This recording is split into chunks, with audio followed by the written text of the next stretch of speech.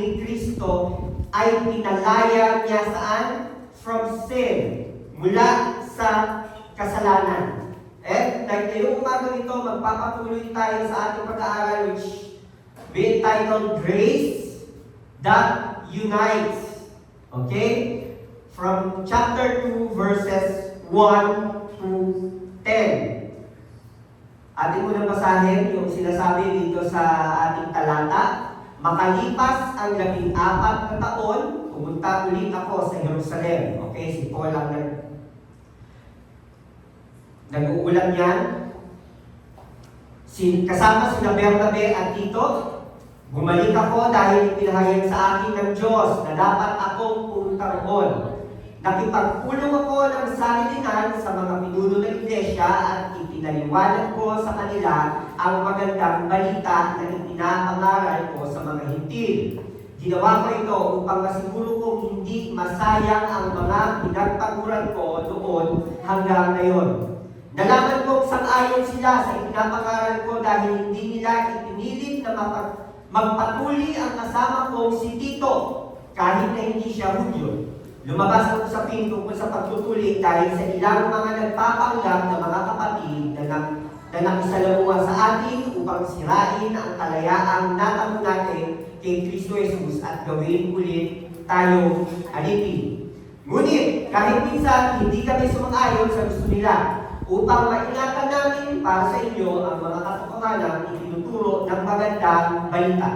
Ang mga namumuno sa mga mananampalataya sa Jerusalem ay wala namang idinagdag sa mga itinuturo ko. Ang tinutukoy ni Paul dito ay yung mga apostles na nandoon sa Jerusalem. Kung sa bagay, hindi mahalaga sa akin kung sino man sila dahil walang itinatangi ang Diyos. Verse 7, sa halip nadagdagan nila ang mga itinuturo ko, kinilala nila pinagkatiwalaan ako ng Diyos sa pagpapahayag ng magandang balita sa mga hintil. Tulad ni Pedro na pinagkatiwalaan sa pagpapahayag ng magandang balita sa mga Hudyo, sapagkat ang Diyos na kumikilos sa gawain ni Pedro bilang apostol sa mga Hudyo, ang siya rin kumikilos sa gawain ko bilang apostol sa mga hintil. Okay?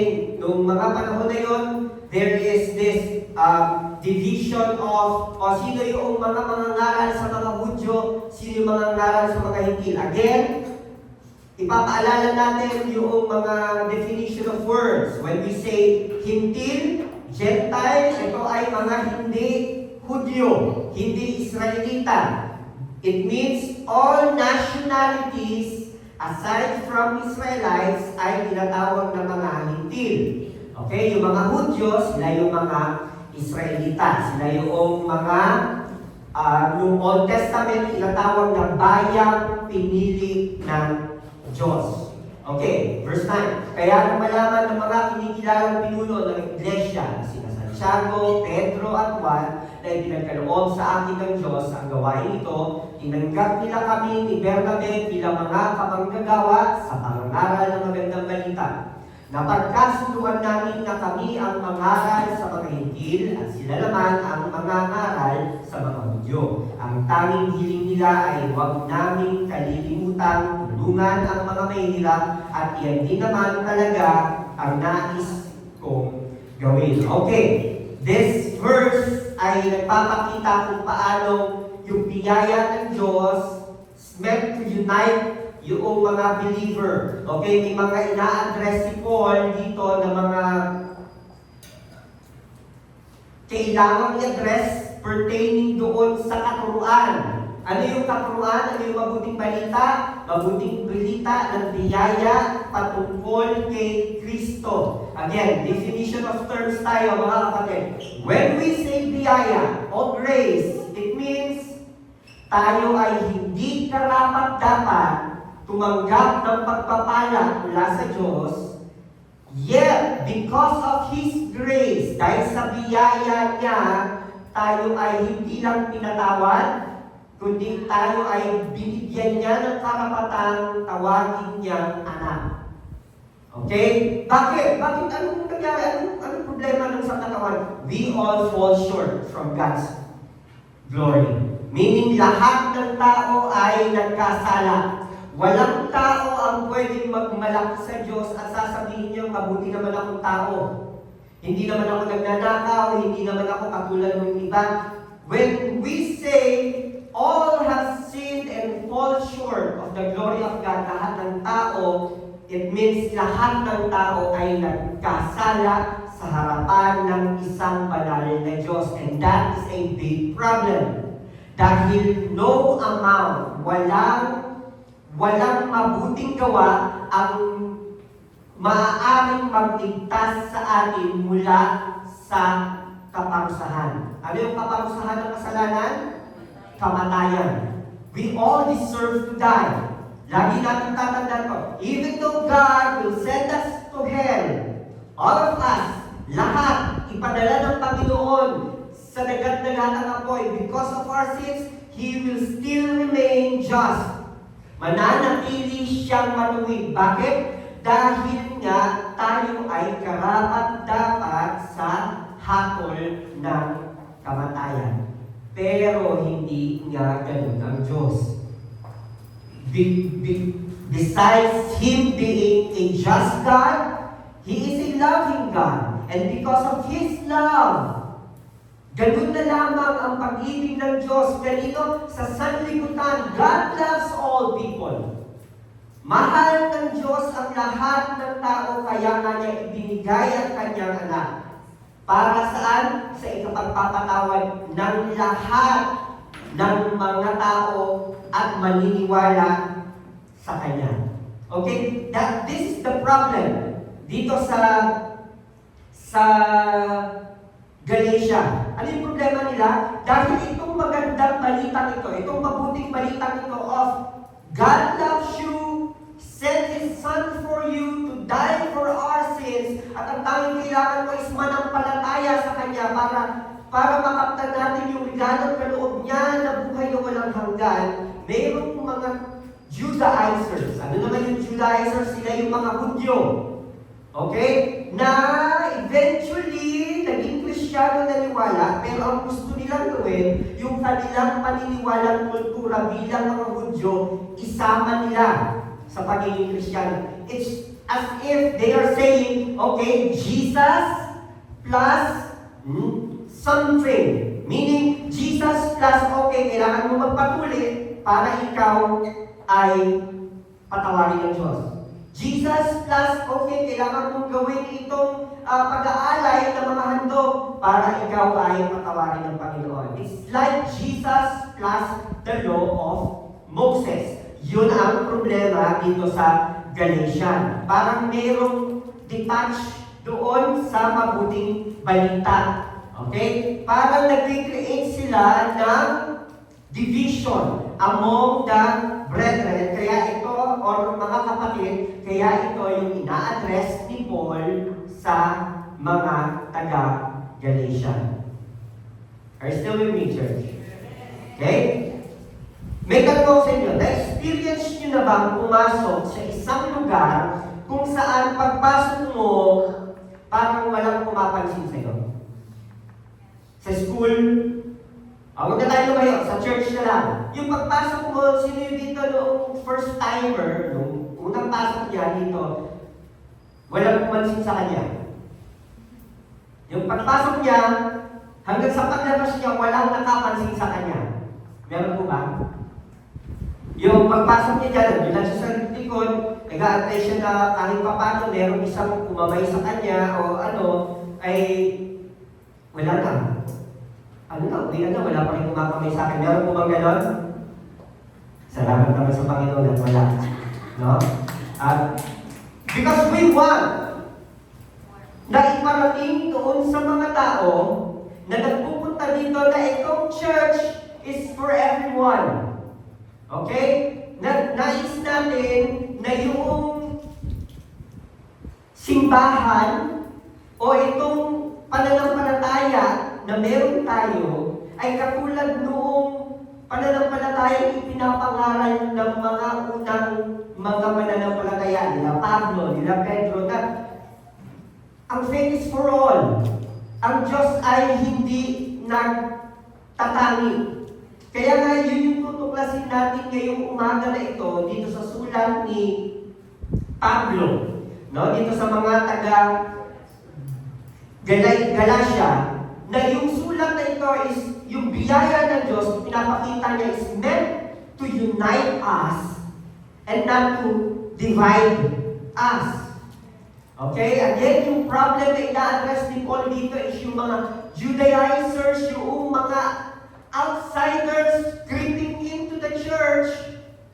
Nakikihalo sila na parang mananampalataya din, pero okay, ang gusto nila, they want to mix yung lumang pananampalataya doon sa bago. Ang sabi ni Jesus Christ doon sa Matthew, you cannot mix old wineskins into new. You cannot mix old wine into new wineskin. Sabi niya, hindi mo pwedeng ilagay yung bagong alak sa lumang tapayan, sa lumang banga o sa lumang lalagyan. Why? It will burst. Sasabog. Hindi pwede. Kaya nga, itong ipinapangalan natin, this is not, katulad na sinabi ko last time, ang plano ng Diyos is not just to get bad people na maging mabuting tao. It's more than that. Hindi ang plano ng Diyos ay para gawin ka lang mabuting tao. But the good news is this, yung mabuting balita o yung ebanghelyo is this, the plan of God is para doon sa mga dead people, which is us. Tayo yung mga patay dati. Saan? Sa kasalanan natin. For us to live, to have life. At yung buhay na yun ay makakamtan mo lang no other else than kay Kristo lang. Hindi sa religion. Kaya kung we are not preaching here na, kailangan mo maging makasampi sa J-Crawl. Kailangan, yung pagiging born again is not an affiliation sa isang religion. Okay, pag sinabi mo, you are born again, we are saying it's an experience. Wherein, before you are dead to sin, wala ka naman pakialam sa Diyos dati, wala naman tayong pakialam sa Panginoon dati. We all do our own thing. Pero nung ikaw ay nanampalataya sa Panginoon, unti-unti nagugulat ka, nababago ka araw-araw, unti-unti, all of a sudden you are nauuhaw ka na ng mga bagay patungkol sa Panginoon. All of a sudden gusto mo nang makilala si Kristo sa buhay mo. All of a sudden, you want to read the Bible. All of a sudden, yung dating mga pinapakinggan mong musika ay mga worldly songs. Now, yung spirit mo is longing for something na ma-refresh siya, and you want yung mga Christian song.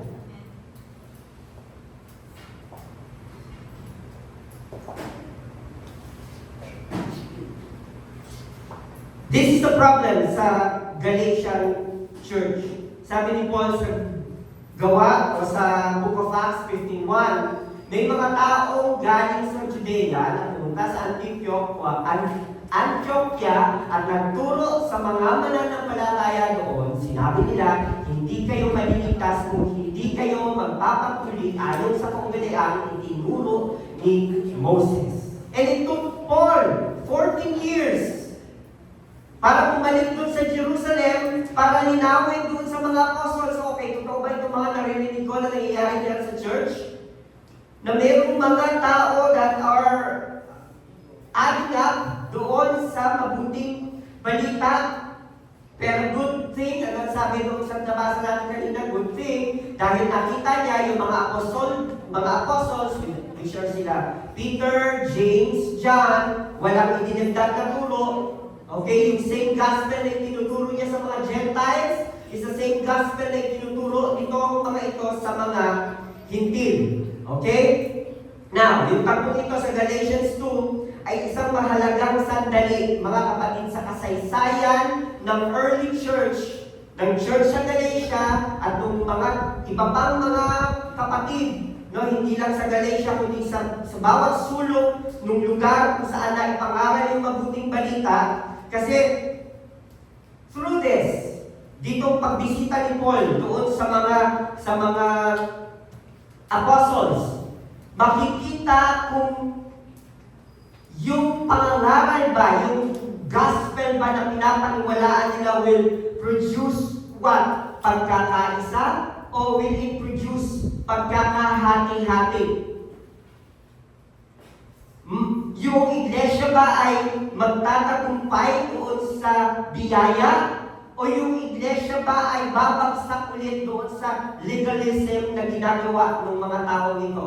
They want to destroy yung church by preaching legalism, pero ang sabi ni Paul, no, we need the grace of God.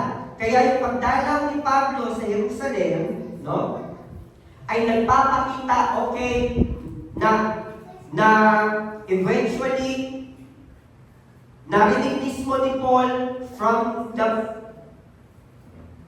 James, John, and Peter, na okay, same tayo ng tinuturo, wala tayong pagkakaiba.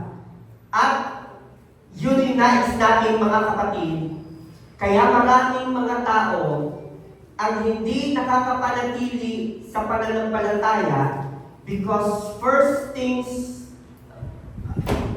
unang-una pa lang, hindi na nila nauunawaan ano nga ba yung ebanghelyo na pinaniniwalaan nila. Kayo po ba kung kayo tatanungin, are you sure with the message that you are hearing? Sigurado ka ba doon sa mensahe na natanggap mo? Sigurado ka ba sa mabuting balita na pinapaniwalaan at pinapanampalatayanan mo ngayon? Amen. At yun yung nais natin makita. 3 things that we want to see. Ano ang magagawa ng biyaya? No, knowing doon, itong sulat ni Paul, pinapakita sa atin what can the grace of God ma-achieve doon sa ating buhay pananampalataya. First, makikita natin dito that grace erases partiality. Doon sa Galatians 2:6, sinasabi dyan ang Diyos ay hindi nagtatangi. What does this mean? Na sa Panginoon, there are no VIP treatment. Sa Diyos, walang, ito pastor ito miyembro ito. Ito apostol ito ay ordinaryong mga church-goer lang. Dahil sa Panginoon, all are equal. God's grace is for all. Amen. Sabi dun sa Romans 2:11, ang Diyos ay hindi nagtatangi. Sabi dun sa Peter, God is no respecter of people or person. Ano yung pwede nitong ibigay o imply sa ating mga buhay? That church, we don't have to perform to belong. Na yung performance base sa church na kailangan kong gawin ito para mas malugod sa akin ng Panginoon. Hindi. We don't do ministry para tayo ay kalugdan ng Panginoon. You don't do what you do para masabi mong ikaw ay kalulugdan ng Panginoon. Kaya nga si Paul, nung nagpunta siya doon sa Jerusalem, sino yung dinala niya? Sino yung mga kasama niya? Si Barnabas, si Titus, at meron isa doon na prominent na talagang binanggit niya para maipakita na sa biyaya ng Panginoon, all is fair and equal. Sino? Si Titus. Binanggit niya doon na itong si Titus ay hindi Hudyo, kundi isang Greek. Ano na may importansya ng pastor? Kung Greek si Titus. Si Titus ay hindi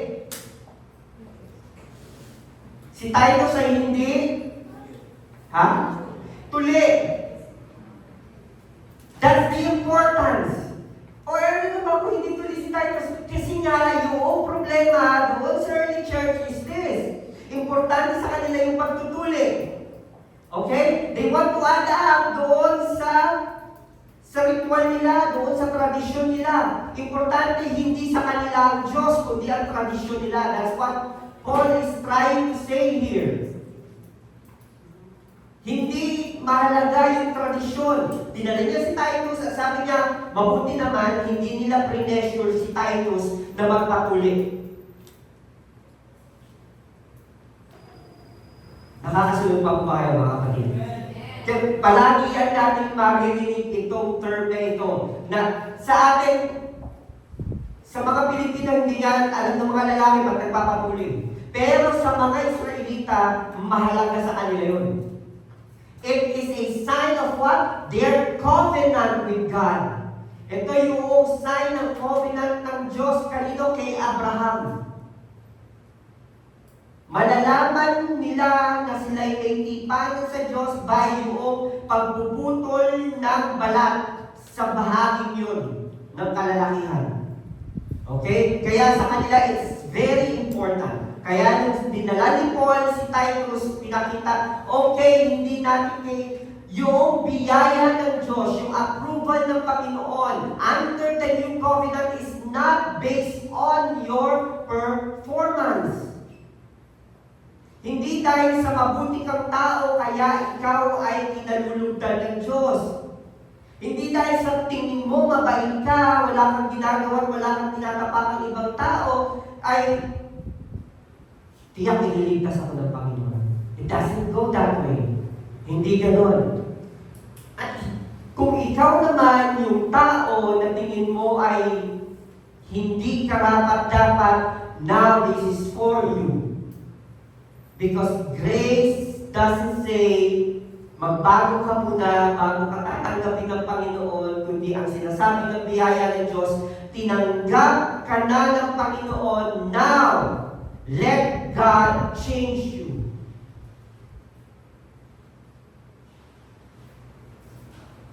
Again, under the new covenant, sa bagong tipan, hindi nakatingin ang Panginoon sa mabuti mong gawa. Okay naman pala, hindi naman pala nakatingin ang Panginoon sa mabuti mong gawa. And so,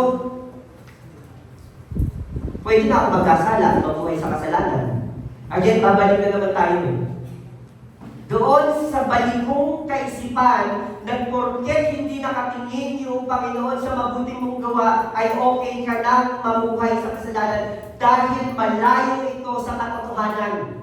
Dahil ang katotohanan, again, katulad ng sinabi ko kanina, tayo'y pinalaya ng Panginoon mula sa ating mga kasalanan. Sin has no dominion over you. Wala nang gapo sa iyo kasalanan, kaya nga, again, ulitin ko, hindi natin pwedeng idahilan na tayo'y tao lang.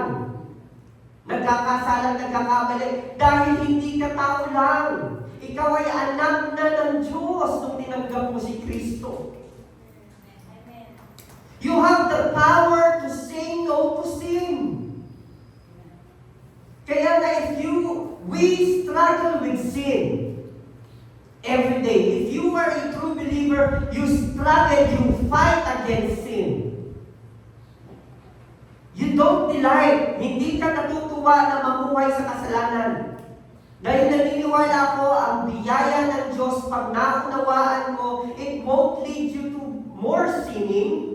Hindi ito magtutulak sa iyo para magkasala, kundi pagka naunawaan mo talaga yung biyaya ng Panginoon, despite of yung kamunihan mo, despite of hindi tayo karapat-dapat, pero tinanggap pa rin tayo ng Panginoon. Pag naunawaan mo talaga kung gaano kalaki yung kasalanan mo at gaano kalaki yung pag-ibig ng Panginoon na humakap sa iyo, I believe hindi ka mananatili sa kung sino ka dati.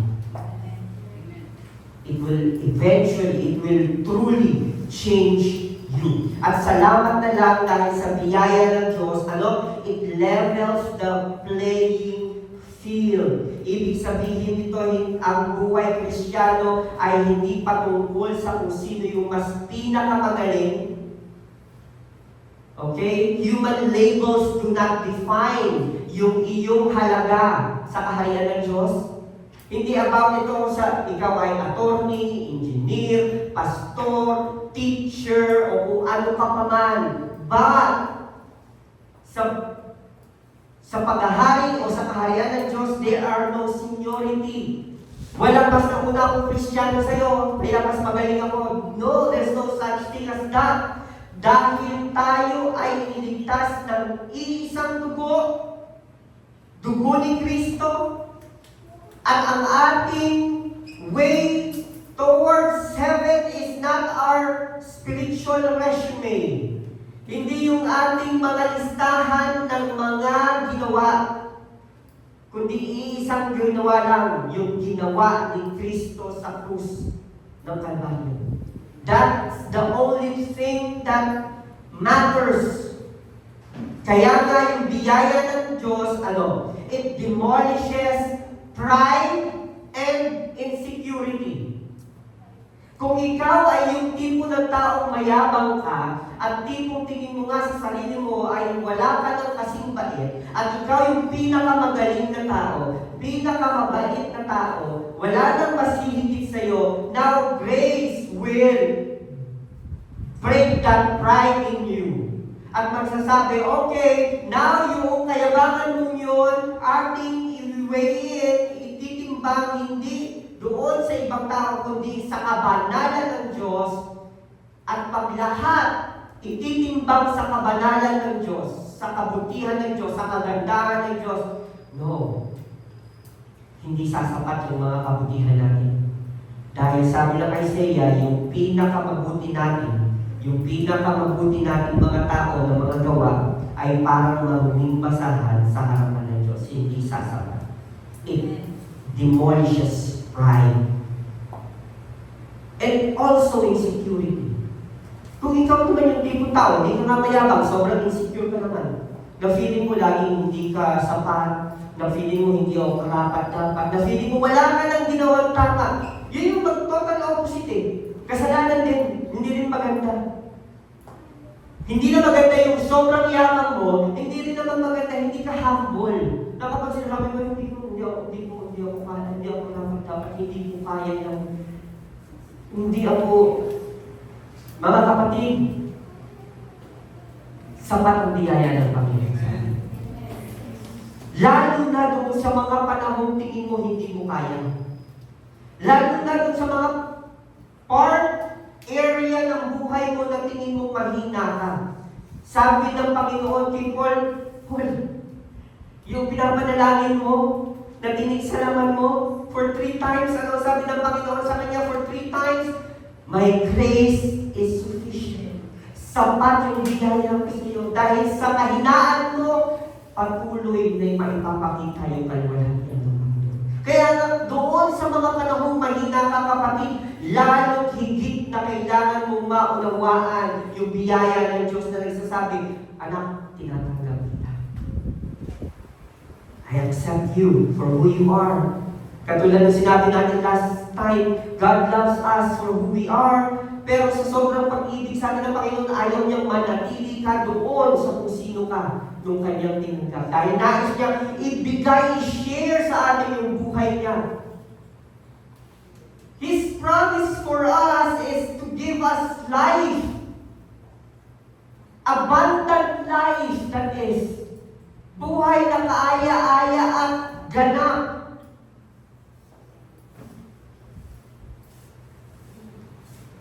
Again, ang pagkaunawa ng biyaya ng Diyos, it erases partiality, o it erases yung pagtatani.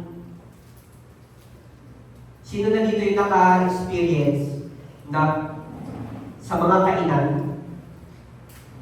alam mo yung pila,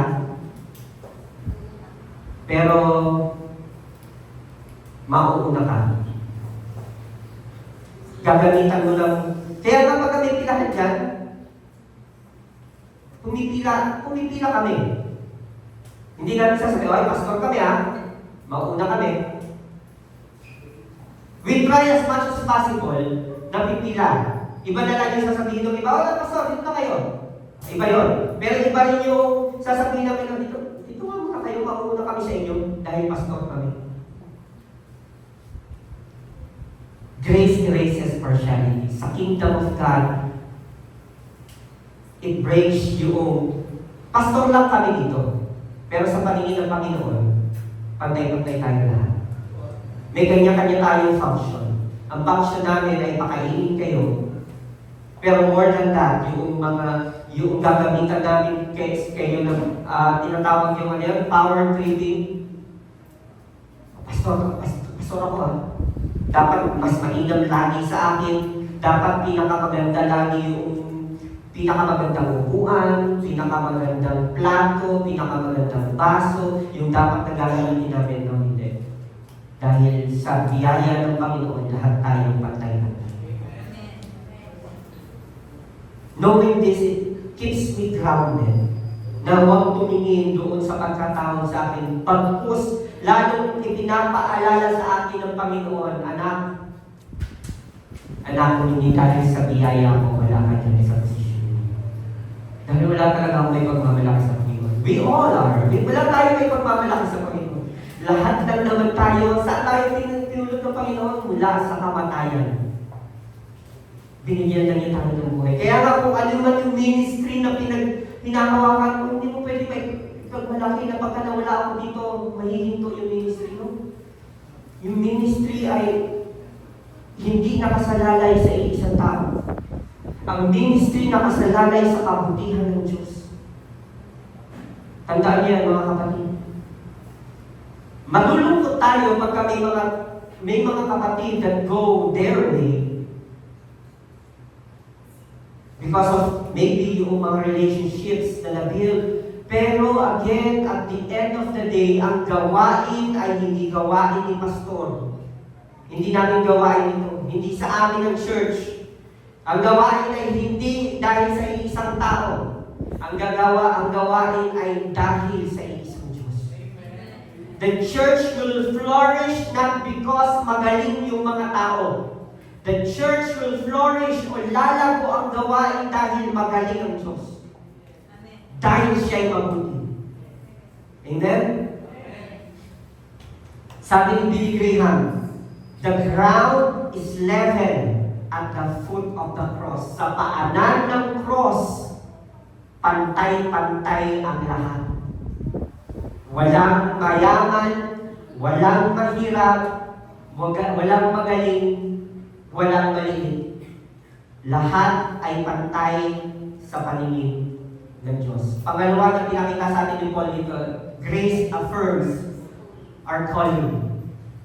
Sabi niya doon, okay, nung nagpunta ako doon, na-recognize naman nila yung biyayang ibinigay sa akin ng Diyos. Okay, yung biyaya, it confirms your identity and yung mission mo. Again, ano yung pagkakabahagi kanina? Sabi ni Paul, si Peter was sent to the Jews and ako to the Gentile. Pero ano yung pagkakaiba nun? But the same grace, yung same na biyaya ng Diyos, empowered them to do what they do. Kung ano man yung gagawin namin, okay, itong biyaya ito, yung tutulak at magtutulak sa amin para gawin yun. Magkaiba kami ng function, magkaiba kami ng destination, pero same grace. It comes from God. Different roles, same grace. Kaya nga mga kapatid, sa katawan ni Kristo, in the body of Christ, meron man tayong iba't ibang mga ministries, pero iisang spirito ang magtutulak sa atin. Nawa ganun sa church. Hindi pagandahan ng ministry. Hindi pagalingan kung sino yung mas yumayabang sa ministry, kundi iisang spirito. Again, katulad na sinabi ko ulit last week, na minsan mas maganda pa na kapag kayong ministry mo, walang ibang nakakakita.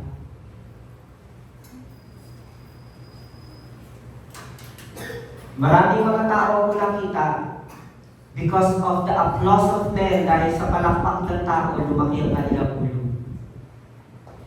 At the end, naisip nila ay dahil magaling ako eh. Kaya ako pinapalakpakan.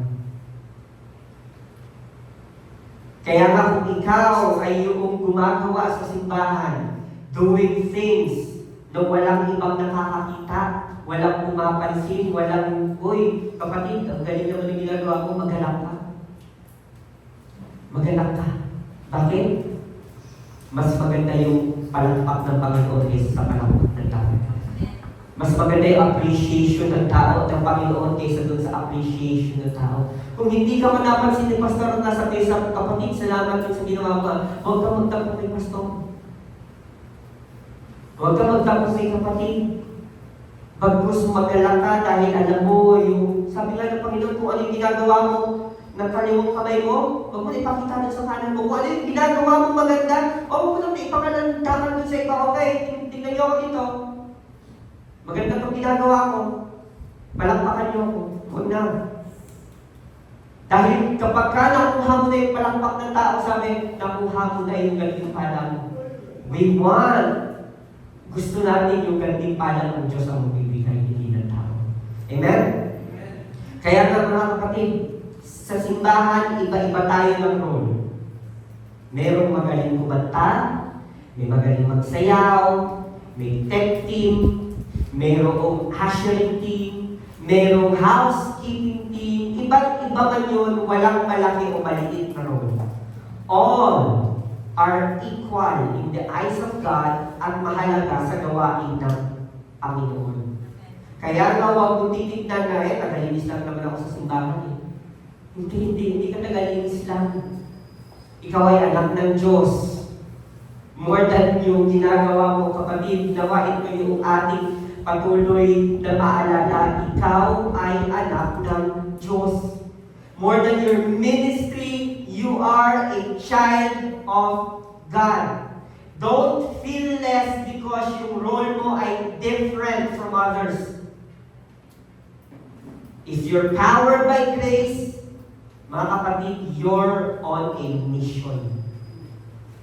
Kung ikaw ay inuudyukan ng biyaya ng Panginoon, magandang bagay yun, anuman yung ginagawa mo para sa simbahan. Are you still with me?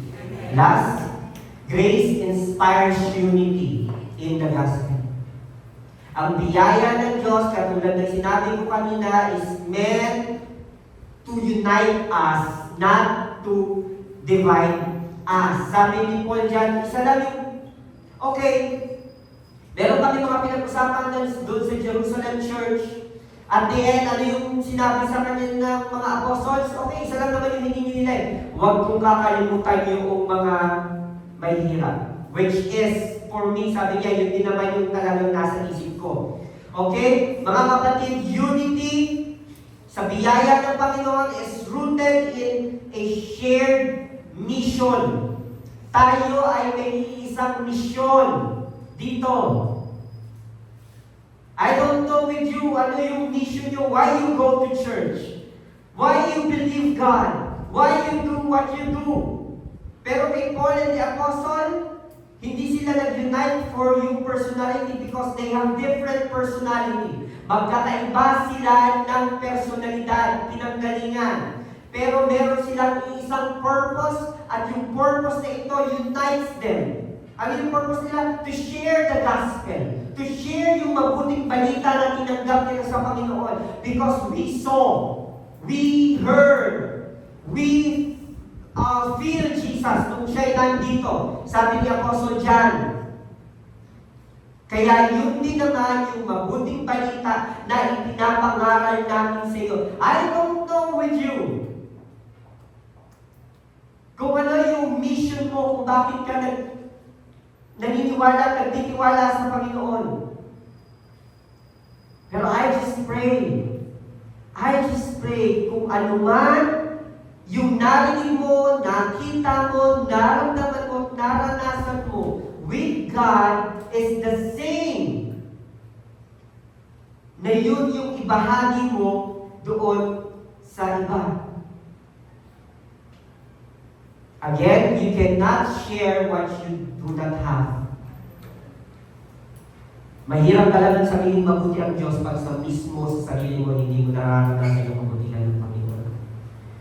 Mahirap talaga magsabi na ang Diyos ay nagbabago kung ikaw mismo sa sarili mo hindi mo mabago-bago.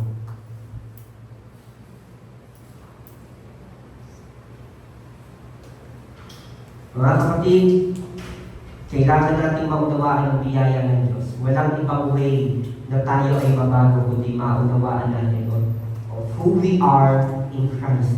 Kailangan mo maunawaan sino ka talaga kay Kristo. Makita mo yung sinasabi namin dito. Every Sunday, every week, every Bible studies, every prayer meeting, maunawaan mo sino ka nga ba kay Kristo. We are not preaching another religion here. May mga naririnig pa ako, ay pareho lang din pala. Pareho lang din sa Katoliko, ganun din. Pumunta ka dito, magbe-praise, magbe-praise and worship, and then uwi. Yun yung naunawaan mo. Na nakita mo, ang church is just a place where pupunta ka, uupo, kakanta, magbe-pray, uuwi. Church is more than that. Ang church is a lifestyle, buhay. We talk about life, mga kapatid. Life of what?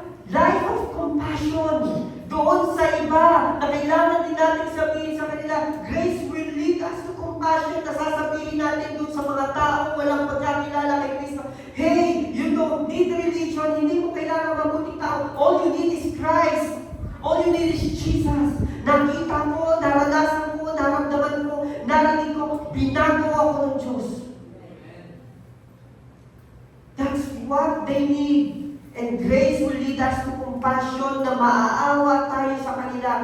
The world is so desperate.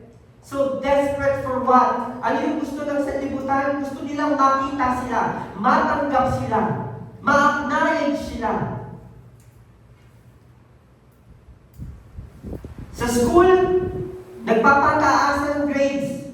Sadly, ang school is pagpapakita na, summa cum laude ka, valedictorian ka, ito yung achievement mo.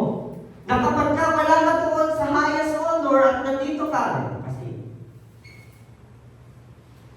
hindi ko naman sinasabi mo kayo mag-aral. By all means, study. Study hard, do your best. Pero yung purpose kung bakit ka nag-aaral ay hindi para magkaroon ng high grades at hindi magkaroon ng honor.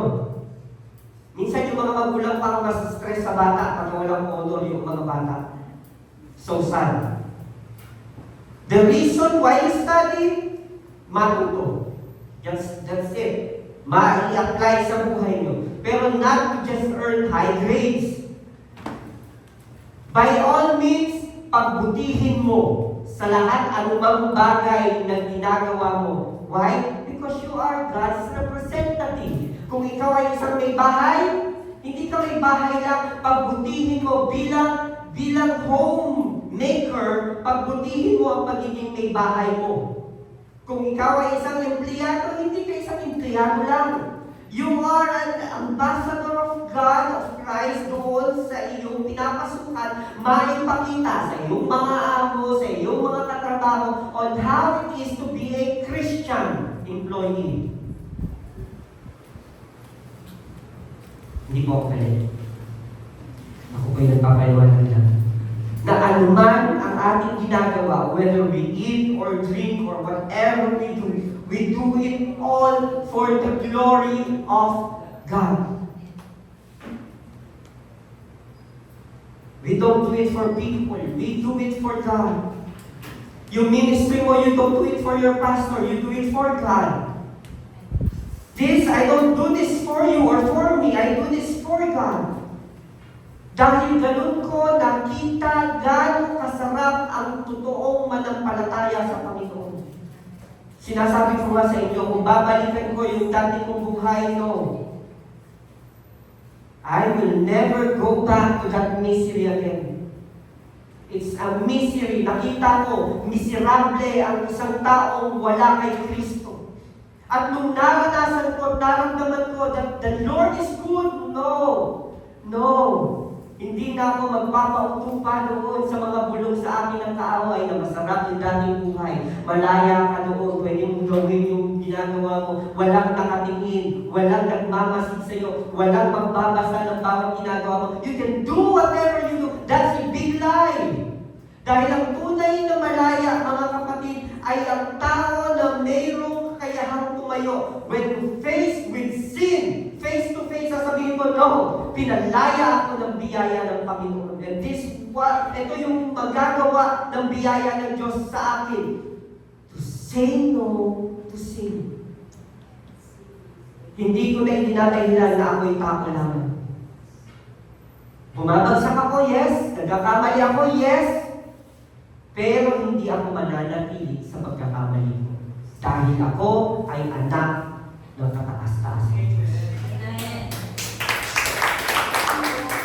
Our power comes from not our doing, hindi doon sa pagtatry natin harder, kundi yung kapangyarihan comes from believing.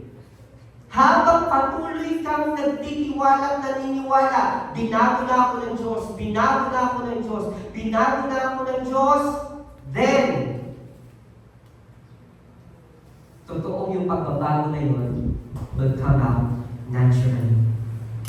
And katulad ng sinabi ko, grace will lead us to compassion.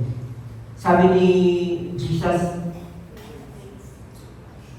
kung nagmamahalan kayo, malalaman ng lahat ng mga alagad ko kayo. That's what the church needs. Bago tayo magsiraan, magtinginan ng mali ng bawat isa, bago tayo magpunahan kung ano yung mga hindi at mga nagagawa ng bawat isa, let us learn to love one another. Love covers multitude of sin. Kung sa church ikaw yung offended, learn to love yung offender mo. At kung sa church ikaw yung palagian na lang nakakatunan ng mali at wala ka nang nakikitang tama sa kapatid mo, learn to measure yung sarili mo, hindi doon sa kapatid mo, kundi measure yourself with God. Dahil minsan kaya lang naman natin napupuna yung mga mali ng mga kapatid natin dahil hindi natin tinitindan yung sarili natin kamalian. Kaya minsan yung church nagiging place of nakakalungkot, mga critical people. Kung kailan naging Kristiyano tsaka naging critical, naway wag maging ganun. Nawa ang church ay magpapakita sa atin, habang patagal tayo ng patagal ng Kristiyano, palaki naman ng palaki yung pagmamahal natin sa iba. At habang patagal na patagal tayo Kristiyano, sana naman, hindi rin naman patigas ng patigas yung ating ulo. Again, isang sign ng nagmamahal yung umuunawa. At isang sign ng nagmamahal hindi lagi magpapaunawa. If you truly love your brethren, you will do. Hindi ka gagawa ng mga bagay ng pagsarili mo lang. Iisipin mo yung iba. Ang totoong nagmamahal, hindi yung sarili ang inuuna, kundi iisipin niya, ano yung maitutulong mo sa iba. Grace leads to compassion. Kung yung Espiritu nga, wala nang bayanihan ngayon, no? May bayanihan pa ba? Nakakita pa ba tayong bayanihan ngayon? May baha! Ilipat natin yung bahay natin sa ano? Wala na no? Hindi na uso ngayon yun. Dati, uso yun. Narinig nyo na ba yun? Yung bayanihan? Yung mga yung bahay kubo, ililipat, okay, iaangat ka nila yun, dati sa atin sa probinsya, sa La Union, bata pa ako, nakikita ko mga gano'n. Kasi mga kubo yung mga bahay dati doon. Ililipat yun ng mga malalakihan, dadalhin yun sa ibang lugar. Kung gano'n sana dito sa Tibag, no? Ilipat mo natin doon sa may highway yung bahay natin, para saan mo lang. Kung sana sa church, yung bayanihan, o yung pagkakaisa, ay natural na mangyari, makikita ng sanlibutan. Makikita ng mga walang paniniwala sa Diyos. The people will notice na iba itong mga tao nito. They walk differently. They walk in love. They are walking in God's grace. Ang dali na lang mag-share. Ang dali na lang sabihin sa iba na mahal ka ng Panginoon. Dahil nararamdaman na nila sa atin. Kaya nga mga kapatid, itong kakaunti na bilang natin ngayon, magsimula sa atin. Instead of negative, mga negative vibes, yung ating i-share doon sa iba, yung ating mga hanas sa buhay, yung ating mga pinagdadaanan. Lahat naman tayo may mga pinagdadaanan, mga kapatid. Sino wala? All of us, meron pinagdadaanan. Meron tayong kanya-kanyang mga pinagdadaanan sa buhay. Pero the world is punong-puno na ng mga ka-negatibuhan. Ngayon nga, uso nga naman sa nakikita ko sa Facebook eh. May word war ang mga LGBTQ at saka mga PWD. May mga ilan nila, mga nakarinig. Sabi ko, grabe naman kanegatibo ng mundo.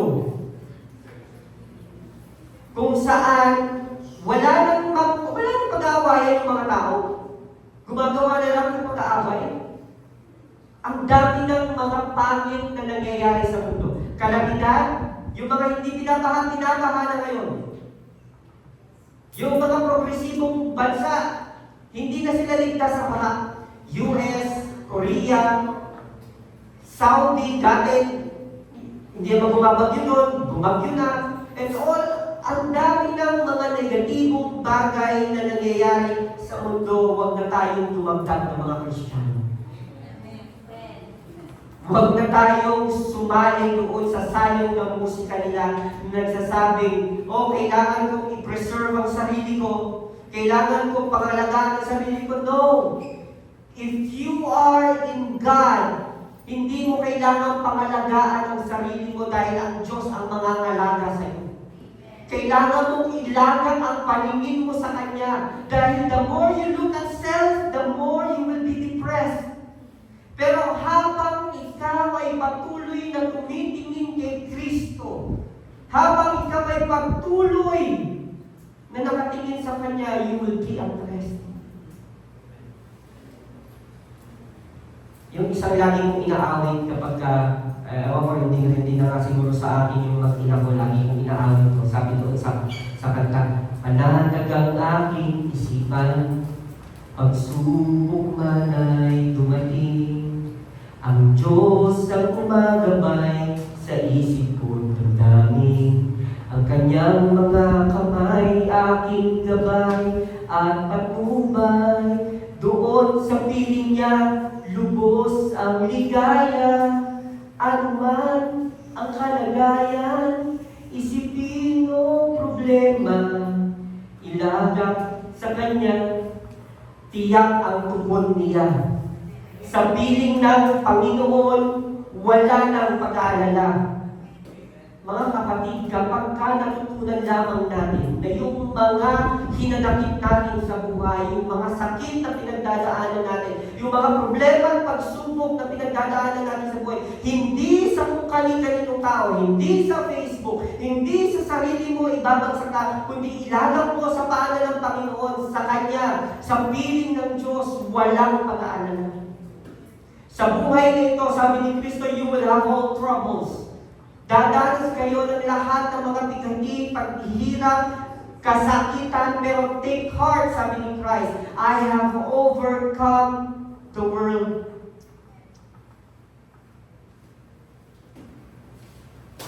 To conclude with this, mga kapatid,